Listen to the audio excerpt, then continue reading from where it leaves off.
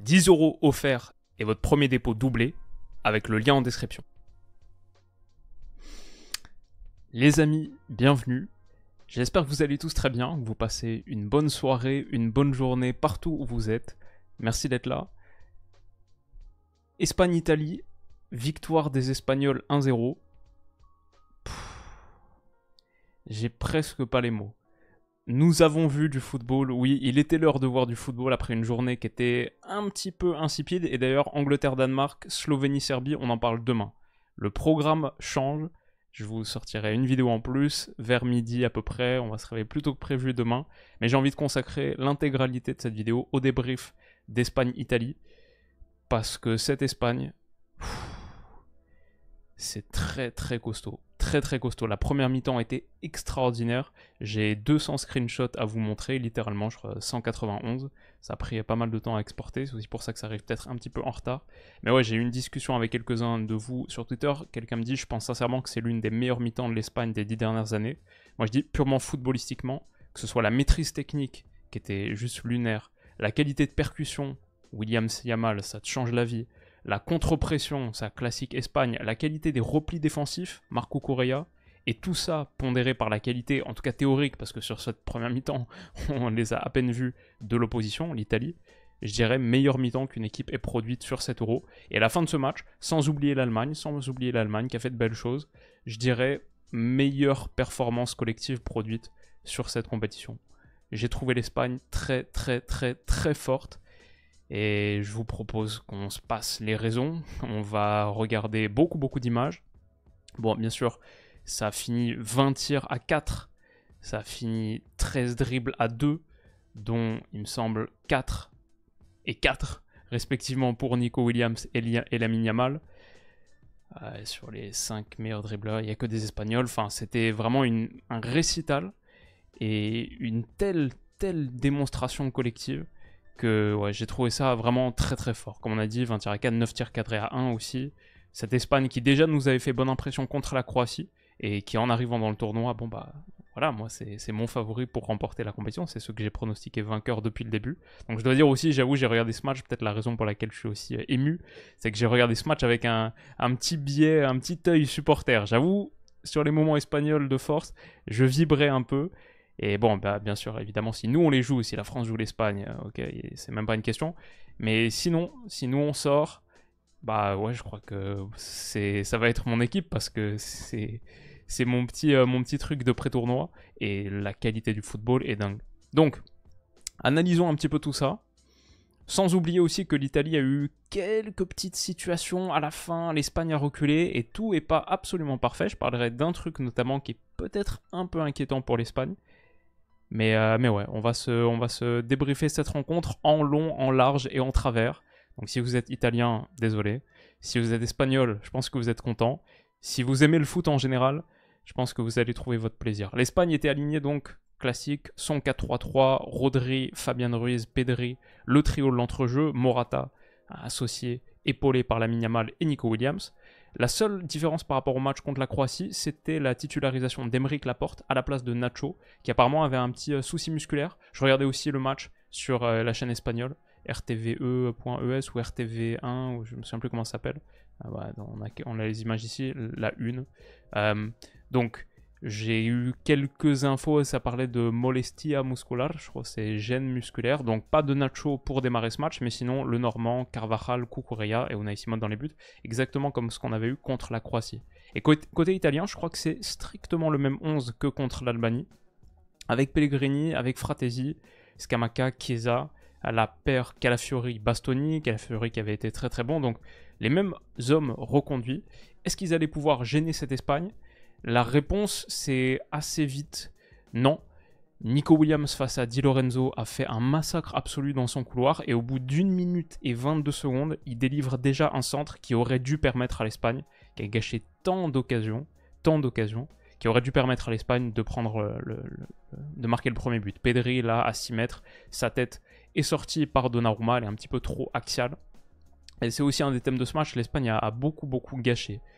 L'autre thème de ce match, c'est que Nico Williams, dans son couloir, fait un festival, il allonge Bastoni, il passe un deuxième dribble, un troisième, ça passe en retrait, trouve personne. Mais non seulement il y avait ça, Il y avait la qualité de contre-pression espagnole, on le voit ici sur un ballon récupéré par les Italiens. Tout de suite, ça vient, ça ferme sur le porteur, c'est très très agressif.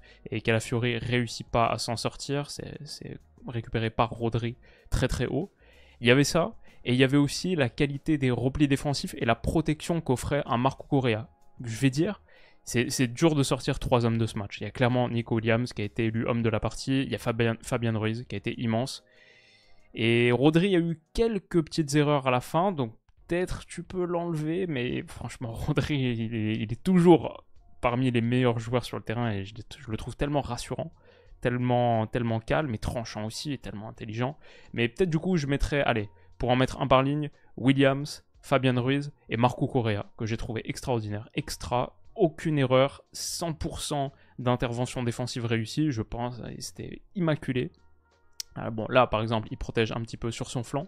On voit grosso modo l'approche de l'Espagne, c'est d'être très très haute, c'est la pression, c'est récupérer les ballons hauts, c'est étouffer l'adversaire, classique, mais ça marche bien. Ça marche bien et l'Italie réussit pas à s'en sortir. Il y a la récupération haute là de Fabian Ruiz, ça revient dans les pieds de Rodri. Tu peux avoir une nouvelle séquence de possession haute. Ouais, c'est super bien joué, pardon, c'était pas Fabian Ruiz, c'était Aymeric Laporte qui était monté haut ici. Et on voit le Normand qui est resté un petit peu en retrait là. Ouais, cette Espagne a toutes les caractéristiques classiques de l'Espagne des dernières années, la pression, le contrôle, mais a rajouté le tranchant. Et la maturité aussi, avec Rodri, ça en fait une équipe de sélection en tout cas vraiment effrayante, qui pratique un foot, enfin le niveau de foot de sélection, ça monte rarement très très haut, mais là on est sur un niveau équivalent au foot de club, c'est des meilleurs clubs, c'est très très costaud je trouve. Et ouais, je sais pas, tout était... De temps en temps, l'Italie menaçait un petit peu dans la profondeur. Ça semble être le point de vulnérabilité de l'Espagne, forcément, quand tu es aussi haut comme ça, quand tu cherches autant de porteurs. Ouais, tu laisses de l'espace dans ton dos et Laporte, le Normand, c'est peut-être pas la charnière la plus rapide, c'est pas la plus lente du monde non plus, mais c'est pas forcément la plus rapide. Et elle laisse de l'espace et c'est pas les meilleurs joueurs de l'Espagne. Donc parfois, ça peut menacer un petit peu, mais l'Italie avec Scamacca, malheureusement, pourtant un joueur que j'aime bien sur le papier, qu'on a adoré ce fin de saison à l'Atalanta, qui était mon joueur à suivre, je pense, pour l'Italie, parce que je voulais voir ce que ça donne sur cette haute estrade. Malheureusement, il n'a pas été à la hauteur de ce match, et avec un meilleur avant-centre, une meilleure pointe dans la prise de profondeur, plus juste, peut-être que l'Italie peut faire un petit peu plus mal à l'Espagne. Là, typiquement, sa talonnade, elle est trop longue, elle est derrière pour Fratesi, il me semble. Donc l'Espagne s'en sort facilement, et aussi parce que Rodri a l'intelligence pour, ok, face à de la contre-pression, t'y vas, et tu gagnes la faute rapidement. Il est tellement intelligent, il est tellement malin, et l'Espagne, bien sûr, est bonifiée par sa présence.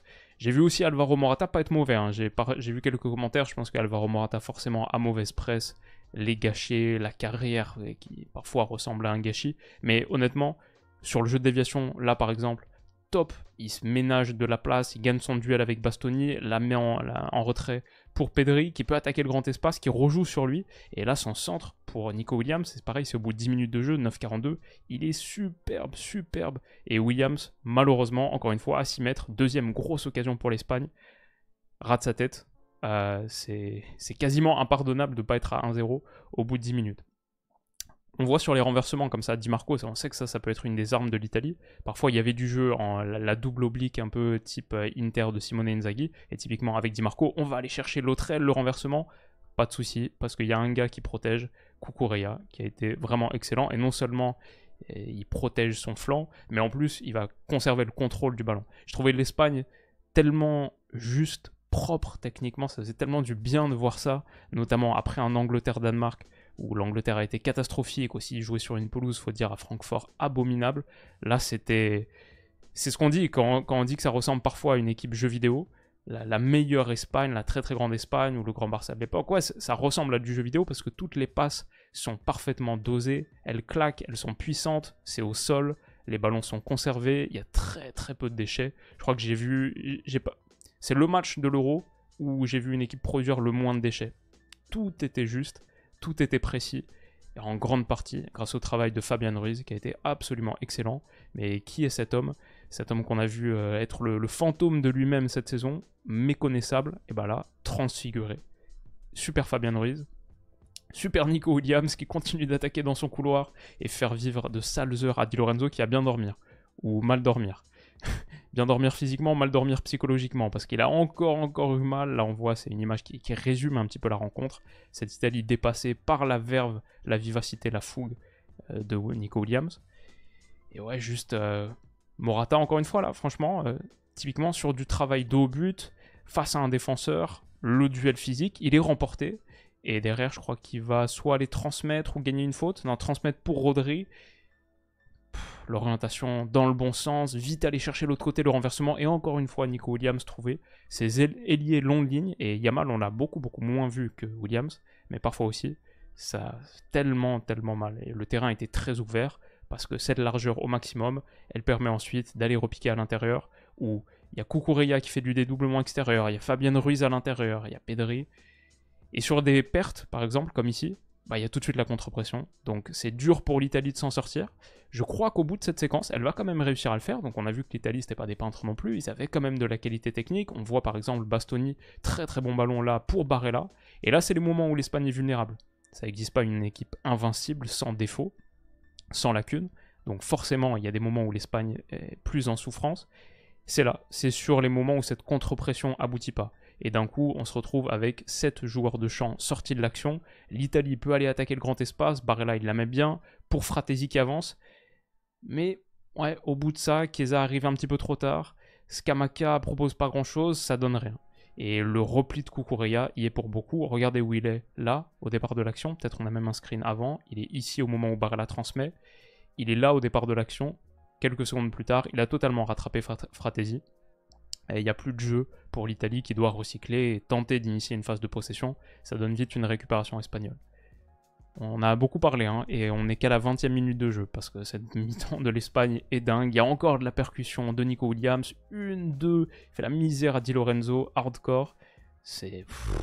Là, ce double crochet avec le petit pont derrière, c'était un massacre sur son côté.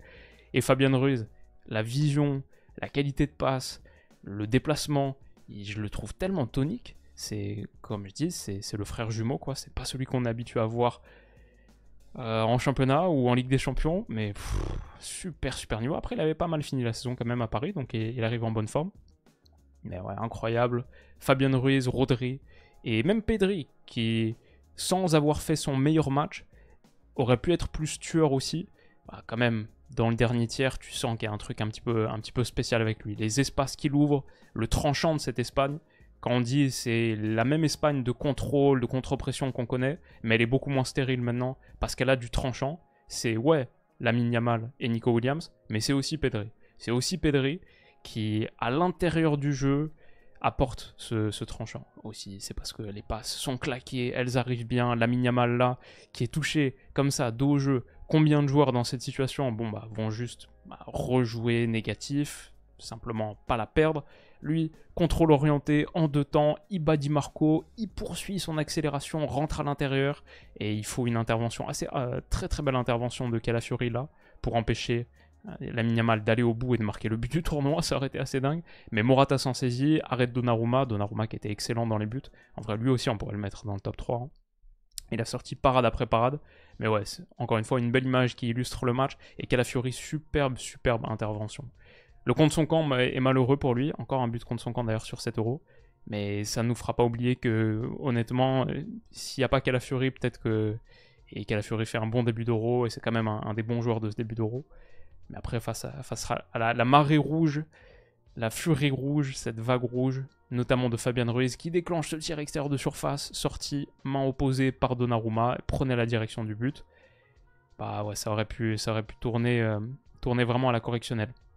Il y a des moments comme ça, où l'Italie a des phases de transition. Encore une fois, comme on dit, c'est les moments dangereux. Il y a des moments où l'Espagne se retrouve exposée. Mais Cucurella est revenu, il protège, il gagne son duel, et l'Espagne récupère le ballon. C'est très costaud ce qu'il a fait comme match. Lamine Yamal sur le côté, combinaison à l'intérieur, Fabien Ruiz. J'ai poussé un petit cri sur cette action parce que Lamine Yamal, déjà, dès qu'il est touché, je vois Di Marco qui recule. Ok, à 16 ans, il a déjà cette réputation. À 16 ou 17 ? Je dirais... Peut-être il vient d'avoir 17, mais j'aurais dit peut-être 16 un peu avancé. À confirmer. Mais en tout cas, 16 ou 17, teenager Lamine Yamal fait reculer des Di Marco. Combiné à l'intérieur avec Fabian Ruiz, la passe cachée des passes cachées. Hop, le contorsionniste comme ça pour la mettre côté opposé dans les pieds de Dani Carvajal. Dani Carvajal que j'ai trouvé assez juste aussi. Et là, son centre en retrait, encore une fois, tranchant pour trouver Rodri en mode le but contre l'Inter, extérieur de surface, sur son pied droit pour aller l'enrouler. C'est contré, mais quelle action de grande classe. Magnifique, magnifique. Bon, cette image, on l'a vu, Di Marco qui essaye d'aller chercher le côté opposé. Encore une fois, qui est-ce qu'il va y avoir au bout? Vous connaissez maintenant. Évidemment, Marco Correa. Et un ballon récupéré. Qu'est-ce que j'ai d'autre? Ouais, Nico Williams qui a fait un festival parce que sur Di Lorenzo là, il gagne le duel aérien. Ensuite, il résiste à la charge avec une bonne orientation de corps.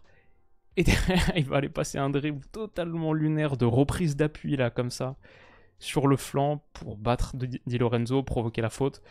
Ouais, un soir torride pour l'ami Giovanni. La porte dans la profondeur, c'est pour Nico Williams. Sa déviation comme ça, magnifique pour Pedri qui est lancé dans le demi-espace. L'Espagne est capable de faire tellement de choses, je trouve, sur sa proposition offensive. C'était vraiment un régal. Donc voilà, c'est pas la vidéo pour nuancer ou pour tempérer, c'est la vidéo pour s'enflammer. Quelqu'un sur Twitter qui m'a demandé tout à l'heure, ça t'arrive de t'enflammer devant les matchs? Bah celui-ci, ouais. Celui-ci, j'étais... Ouais, il n'y avait aucune difficulté pour maintenir la concentration pleine. J'étais absolument glué à l'écran. C'était un régal absolu. Et sans avoir...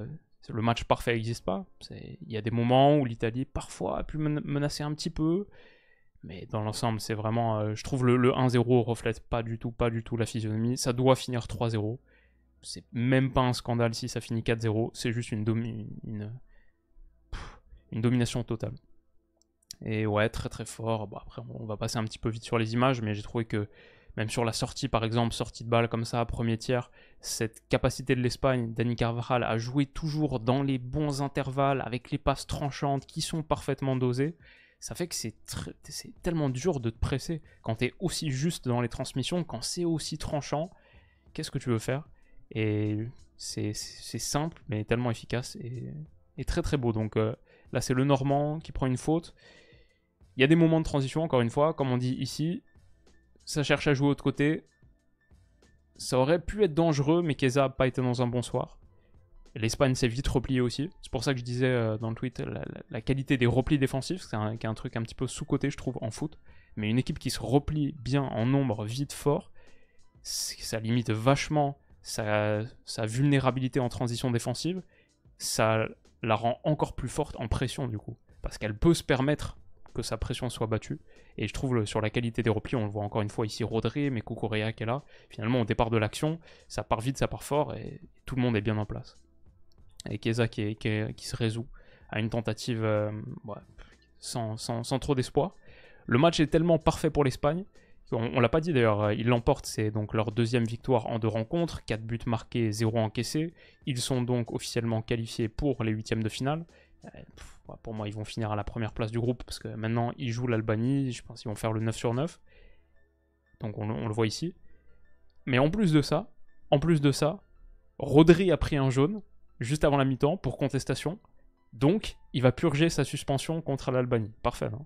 Il arrivera pour les huitièmes de finale, sans aucun risque de suspension, parce qu'en plus, sur cet Euro 2024, c'est assez strict. 2 cartons jaunes, c'est suspension. C'est pas 3, c'est 2. Donc, par contre, je sais pas sur combien d'intervalles de temps, sur combien de matchs avant que ce soit purgé. Donc ça, c'est à vérifier. Mais ouais, très bonne nouvelle, je trouve, pour l'Espagne. Il risque d'avoir des joueurs qui manquent les huitièmes de finale à cause d'une suspension. Donc là, ce sera pas leur cas. C'est pas le cas de Rodri, en tout cas, le mettre à jouer, tellement important. On arrive à la mi-temps à 0-0. Et donc, comme j'ai tweeté à ce moment-là, l'Espagne, il manque le plus important. Mais la mi-temps qu'ils viennent de produire, faut s'accrocher. Oui, effectivement, c'était leur devoir du football. On a vu du football, comme on n'en a pas assez vu cet après-midi. Et ça, c'est pour la vidéo de demain. Bref, on revient des vestiaires. Carvajal trouve des passes comme ça, pied gauche. Pardon, c'est pas exact, c'est pas bien dessiné. Je m'emballe un peu. Ici, comme ça, magnifique. Enfin, quand tu trouves ces intervalles-là, ok, l'Italie était... Je pense progressivement l'Italie a été un petit peu démoralisée aussi par la qualité technique de l'Espagne quand ils sont autant en maîtrise comme ça. C'est dur vraiment de se dire que tu vas aller les presser, que tu vas colmater toutes les brèches. Ils trouvent même les micro-espaces. Et tout à l'heure, 6 secondes plus tard, quand ça revient dans les pieds de Lamine Yamal, qui tente son incursion, l'Italie s'en saisit.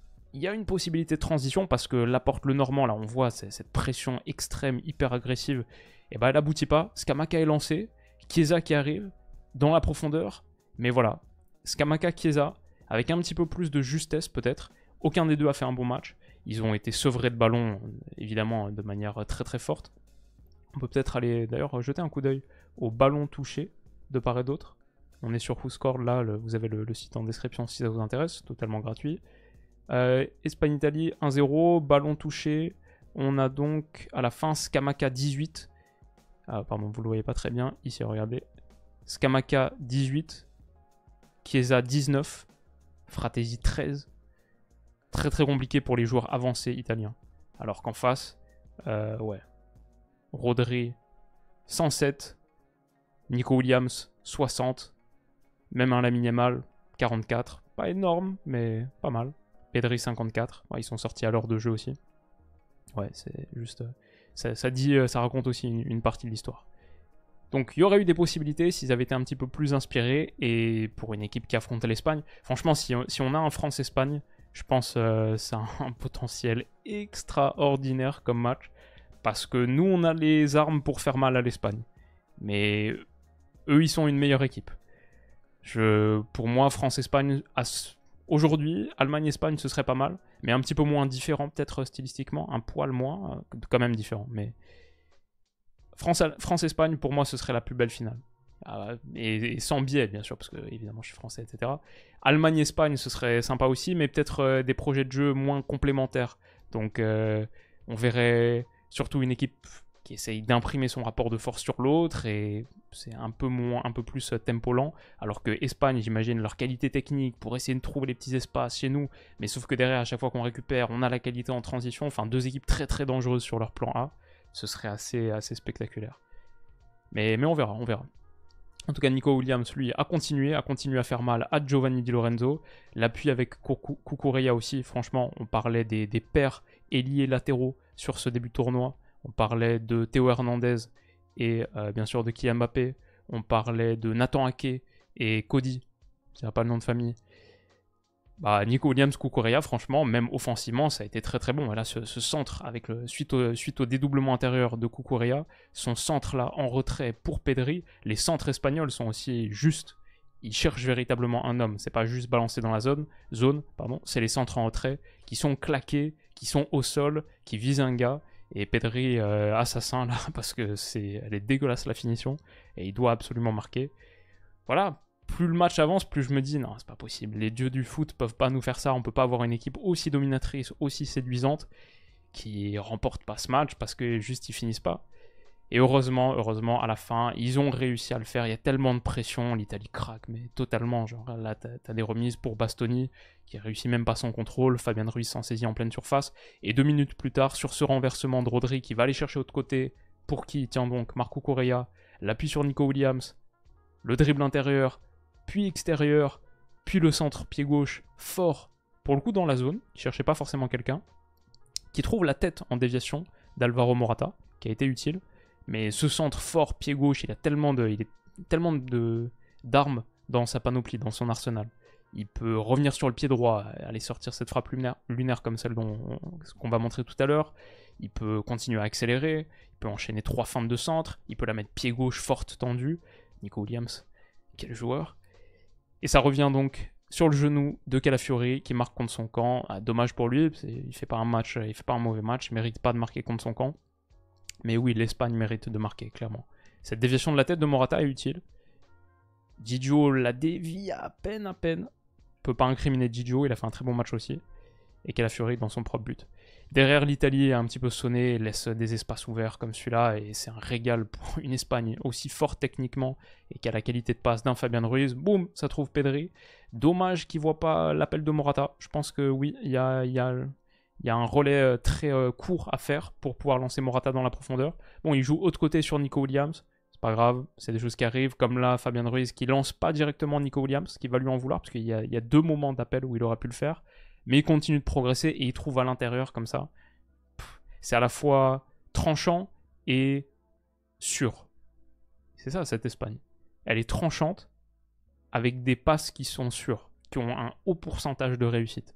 Et c'est pas ça la clé du foot. En tout cas, ça continue d'accélérer plein axe. Morata qui déclenche, frappe lourde. Les tentatives ont été même distantes, cadrées généralement.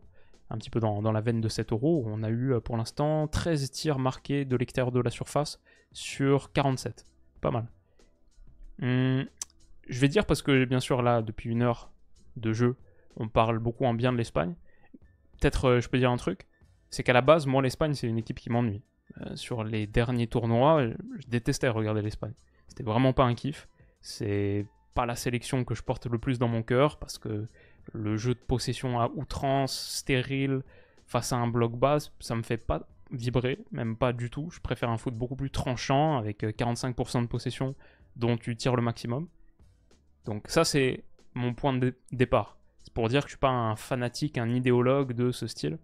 Mais ça là, cette justesse technique, avec en plus le tranchant, la finesse de Nico Williams, de Lamine Yamal, de Pedri, ouais, c'est juste, c'est trop kiffant quoi.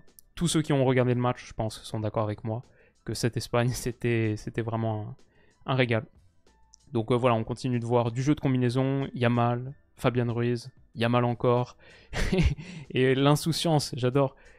Extérieur de surface comme ça, dans le coin, sans trop d'élan, bah il déclenche, pourquoi pas. Ça rase le montant, c'est une frappe hardcore, et derrière, lève les bras pour emballer la foule à son, à son jeune âge. Incroyable, elle passe à rien, hein. Franchement ça aurait été aussi un début du tournoi. Chiesa sort au bout d'1 heure de jeu, ah, il a raté son match. Cucurella et Nico Williams, eux, n'ont pas raté leur rencontre, et pour répondre à Lamine quelques minutes plus tôt, Nico, lui, va y aller de sa frappe, elle est enroulée, elle touche la barre, c'était aussi un sacré pétard. Et le match commence un peu à tourner sur la toute fin. Donc, on arrive sur... Est-ce qu'il y a une faiblesse à cette Espagne? Je dirais ouais, la qualité de son banc. Après, oui, tu sors Pedri, tu sors Lamine Yamal, tu sors Nico Williams, tu sors Alvaro Morata pour faire rentrer Ferran Torres, Alex Baena, Ayoze Perez, qui a fait une bonne entrée. Hein. Ayoze Perez, il était pas mal. Et Mikel Oyarzabal, ouais, c'est sûr, tu perds énormément en qualité. Mais ça, c'est vu. Et progressivement, l'Espagne a reculé de plus en plus à la sortie de ces hommes-là. La fin, limite, c'est un peu flippant. Il y a des moments où il faut une intervention de Laporte, ça recule beaucoup, ça souffre un petit peu, concède un corner de dernière minute. Ayoze Perez a 2 grosses occasions, encore une fois, il fait très mal à Di Lorenzo là, avec une nuit catastrophique, arrête Donnarumma. 1 minute plus tard, sur ce ballon magnifique de Fabian Ruiz, encore une dans le dos de Di Lorenzo, qui était catastrophique. C'est la 8e fois que je le dis. Et encore une fois, un arrêt de Donnarumma. Donc l'Espagne n'a pas suffisamment bien fini ses occasions. Et l'Espagne manque peut-être un poil de qualité sur son banc. Dans un match où, il faut dire, ils n'ont pas fait entrer Dani Olmo, ils n'ont pas fait entrer Fermin Lopez, qu'on n'a pas vu pour l'instant sur 7 euros. Et pourtant, je pense, un petit truc à jouer. Dans le... Genre pour remplacer Pedri parfois, comme milieu un peu intérieur, tranchant, offensif, de dernier tir de projection, mais très axial. Je trouve que ça pourrait... C'est peut-être pas forcément inintéressant, après le manque d'expérience, bien sûr. On a vu aussi que De La Fuente, bah, il n'a pas pris Koubarsi finalement à la fin, donc on imagine qu'il veut conserver un minimum d'expérience dans son équipe. Une équipe qui brille avec des joueurs qui n'ont pas tant d'expérience que ça. Mais bon, après, ils commencent à en avoir, mine de rien, mais qui sont jeunes en tout cas. Pedri, Lamine Yamal, Nico Williams, ouais, cette Espagne est promise à un bel avenir, mais son présent là, sur ce championnat d'Europe des Nations, sur 7 euros, je le trouve déjà radieux. Donc, on verra. Il reste encore beaucoup de chemin, le chemin sera très très long, ça va être match par match. On les a pas encore vus aussi, j'ai répondu à un commentaire de quelqu'un. On voit Nico Williams, on a envie de faire quelque chose de grand dans 7 euros. Déclaration qui est tombée à la fin du match, ouais, logique. Et je répondais à quelqu'un qui me demandait est-ce que tu préfères Allemagne ou Espagne. Je disais, je trouve l'Espagne plus avancée. Pour moi, l'Espagne m'a plus séduit que l'Allemagne, mais ça j'en parle un petit peu depuis le début. Je trouve que l'adversité rencontrée, ça n'a rien à voir aussi. Croatie, même, c'est pas une très bonne Croatie. Italie, on n'a pas vu une très bonne Italie, mais ça c'est aussi parce que l'Espagne les a totalement éteintes. Donc déjà, l'adversité rencontrée, je trouve différent. C'est pour ça aussi je trouve l'Espagne plus avancée dans son projet de jeu. Et je trouve Rodri tellement rassurant. Même si Kroos c'est génial avec ballon, avec l'Allemagne, et j'aime beaucoup l'Allemagne aussi, hein, J'ai peut-être pas envie d'opposer tant que ça les deux. Mais Rodri, je trouve ça tellement fort, pardon. Pour moi, il est le meilleur joueur de ces deux équipes confondues. Celui que je me prendrais en premier dans mon équipe. Donc ça fait un petit truc. Et surtout, par rapport à ma réflexion là que j'étais en train de développer, je disais, pour l'instant, on n'a vu aucune des deux, ni Allemagne ni Espagne, dans un contexte de difficulté psychologique. Genre, tu prends le premier but. Même dans un match que tu as dominé, que tu es en train de dominer, tu prends le premier but. Sur un 8ème de finale d'Euro. Comment est-ce que tu réagis par rapport à ça? Émotionnellement, tu vois, psychologiquement. Peut-être que cette Espagne, en fait, tout va bien quand tout va bien, mais qu'ils en prennent un, et ils s'écroulent totalement. Peut-être l'Allemagne aussi, à la maison, je sais pas. Donc voilà, tout ça pour dire on a encore beaucoup d'inconnus, il y a beaucoup de choses qu'on ne sait pas encore. Et étape par étape, mais pour l'instant c'est sûr, les deux équipes qui ont pris 6 points dans cet Euro sont très très impressionnantes. Et je mettrai l'Espagne un tout petit peu au-dessus. Donc, demain, on a Pays-Bas-France. On va passer directement sur la section prono, parce que demain, donc, on parlera de Slovénie-Serbie et de Angleterre-Danemark. Mais demain, c'est Pays-Bas-France. J'ai sorti la vidéo prono en début de journée, là. Donc, il y a pas mal de vidéos en ce moment. La France est cotée à 2,15. Je crois que ça a légèrement baissé. C'était à 2,20 avant. Pays-Bas, 3,50. Peut-être la cote de la France a baissé parce que, depuis que j'ai fait la vidéo, Mbappé, peut-être qu'il sera là finalement. Avec un masque bleu, blanc, rouge. Qui est, je trouve pas extraordinaire le masque. Mais peut-être qu'il sera là. Donc, peut-être que ouais, la cote buteur à 2,30 que vous voyez ici. Pourquoi pas? Si je dois faire mes pronos pour cette journée, Slovaquie-Ukraine, franchement difficile. Hein. Difficile parce que l'Ukraine était tellement en dessous de tout contre la Roumanie. Incapable de trouver des espaces dans ce bloc bas. Aucun joueur de profondeur. Il y a tellement de talent. Mais c'était horrible. Alors que la Slovaquie, pas trop mal. Hein. Victorieuse contre la Belgique, bien sûr. Et j'avoue, presque Slovaquie à 3,75, c'est tentant. Je me dis quand même que l'Ukraine allait... Je veux dire match nul, 3,35. Mais limite, j'hésite plus avec victoire de la Slovaquie maintenant. Bon, si on fait confiance à ce qu'on a vu, l'Ukraine c'était vraiment catastrophique. Et c'était la Roumanie en face, donc c'est une configuration de match qui pourrait ressembler. Bloc bas. Je vais dire un partout dans cette rencontre. D'ailleurs, on avait dit un partout Slovénie-Serbie. On est pas mal sur les pronos d'aujourd'hui. 2 sur 3 sur la victoire. Et un bon score. Donc ça va, on se refait un peu. Et deuxième match, Pologne-Autriche. Je veux dire l'Autriche.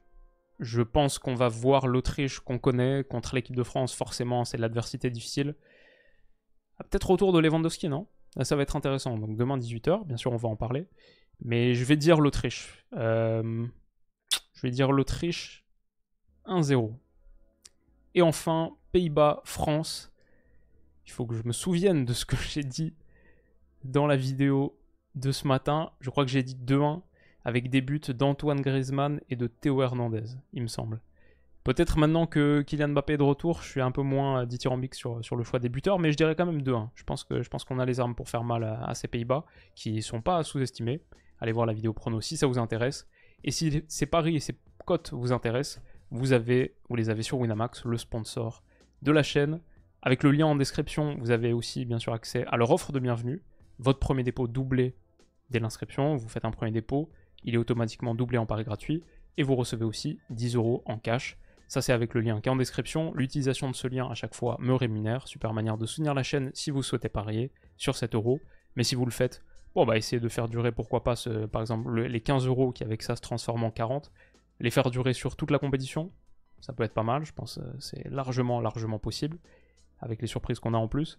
Et ces surprises signifient aussi bien sûr qu'il y a un risque de perte. Plus qu'un risque de perte, c'est les paris sportifs. S'il n'y a pas de risque de perte, il n'y aurait pas d'industrie des paris sportifs. Donc faites attention à vos mises, plutôt des petites, voyez-le comme un divertissement. Et c'est évidemment strictement réservé aux majeurs. Voilà pour nous. Et voilà pour eux. On reparle de l'Espagne. Pas si vite que ça, parce que cette rencontre contre l'Albanie, je doute que ce soit un moment clé de notre... on va peut-être pas en faire un débrief de 35-40 minutes comme on est en train d'en faire un là. Mais le 8ème de finale, j'ai tellement hâte. Et bien sûr, on analyse toutes les rencontres de l'Euro, donc on parlera aussi de leur match contre l'Albanie. Mais pour l'instant, on va s'arrêter là. J'espère qu'il n'y a pas eu de bug audio, sinon je suis deg. Et j'espère que vous avez passé une bonne soirée, que vous passez une bonne journée, que vous soyez sur YouTube, en podcast. Merci aussi à tous ceux qui sont sur Spotify, Apple Podcast, etc. Je vous vois. Enfin, pas vraiment, mais je sais que vous êtes nombreux à utiliser cette option. C'est cool. Et j'espère que le contenu continue de vous plaire. Donc passez une très très bonne journée les amis. Rendez-vous demain pour au moins 2 vidéos Euro, parce qu'on a ces débriefs donc d'Angleterre, Danemark, Slovénie, Serbie à faire, et le match de l'équipe de France, qu'on analysera à peu près vers minuit, et aussi Pologne-Autriche, et quoi d'autre, donc Slovaquie-Ukraine à 15h. On a pas mal de travail demain, on va se lever de bonne heure. Prenez soin de vous les potes, à demain, et ouais.